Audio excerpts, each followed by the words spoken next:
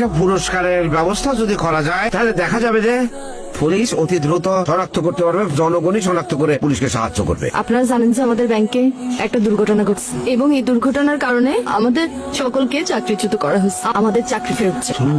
কতগুলো টাকা হাতায় নিস কি দেখতেছি সব বালসার? কি করতো এই নিউজের উপর নিউজ আছে। পুলিশ এই অপরাধীকে ধরিয়ে দেওয়ার জন্য 5 লক্ষ টাকা পুরস্কার ঘোষণা করেছে। তার টিভিতে পুরস্কারের কথা শুনে দুজন ব্যক্তি দাবি করছে তারা চোরকে চেনে। বলে ফেলে ওই টাকা কিনা নিছে ওরে আমরা চিনি।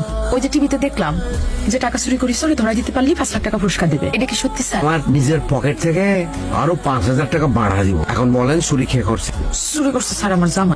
সাথে এটা খেয়ে ও আমার হাজবেন্ড। সাথে করে একেবারে আসামি নিয়ে আসছে, ধরে পেল। স্যার আমি চুরি করিনি স্যার, চুরি করতে ওই প্রথম জানাই। কোনো প্রমাণ আছে নাকি তোমার কাছে? আছে তো স্যার, এই যে স্যার। দেখেন স্যার কি এটা?